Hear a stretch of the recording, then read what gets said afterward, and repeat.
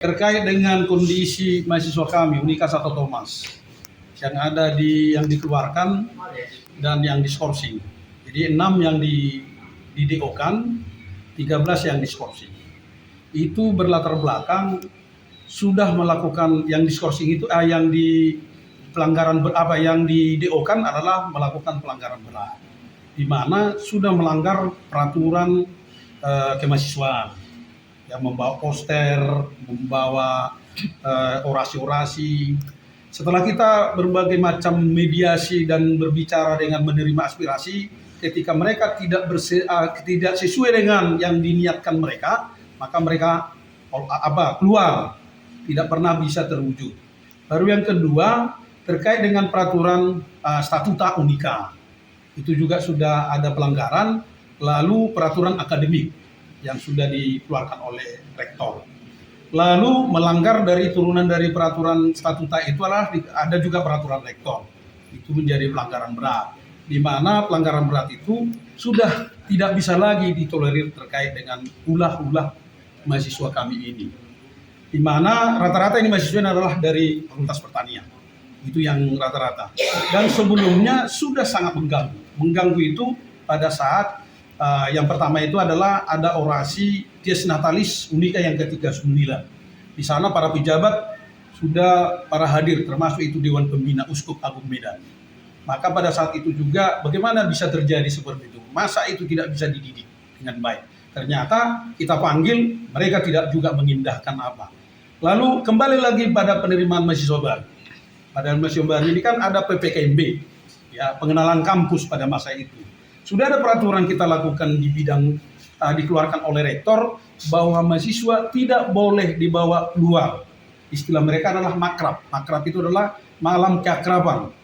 Kalau ada pun harus izin daripada fakultas yang ada, di mana di situ adalah harus didampingi oleh dosen pendamping sehingga mereka bisa terlaksana pada masa itu.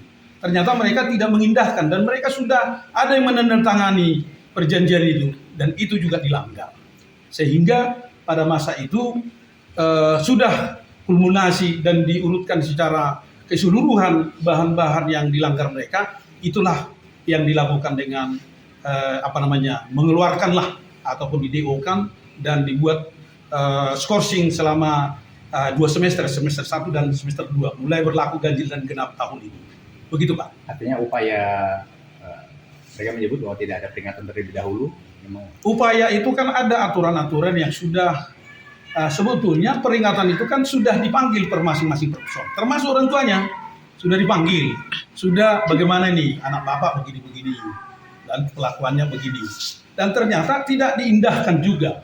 Maka ada kalimat mereka juga, mana berani rektor itu mengeluarkan kami kok yang lebih tahu tentang peraturan katanya kan, maka dikeluarkan, mulailah mereka beraksi seperti ini. Tapi itu bukan hanya sekedar karena mereka menyampaikan aspirasi. Bukan hanya sekedar. Karena ada dosen wali kan, kalau di perguruan tinggi ada dosen wali untuk menjelaskan itu. Yang kedua ada kaprodinya. Yang ketiga ada dekan. Lalu ke tingkat rektorat. Sebetulnya kan rektorat itu adalah regulasi saja sebetulnya, keputusan aja. Itu yang bisa kami sampaikan pada masa itu. Lalu ada kan tahapannya, ada pada saat dia misalnya SP1, SP2, itulah yang kita buat skorsing itu. Langsung dia skorsing. Ketika itu tidak berubah, langsung nanti kita keluarkan lagi mereka.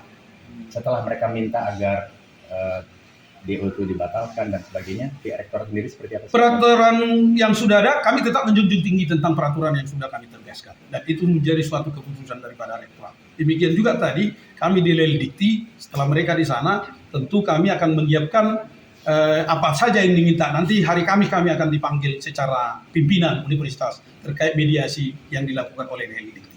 Itu mungkin yang bisa saya sampaikan. Terima kasih. Download Tribun X sekarang. Menghadirkan lokal menjadi Indonesia.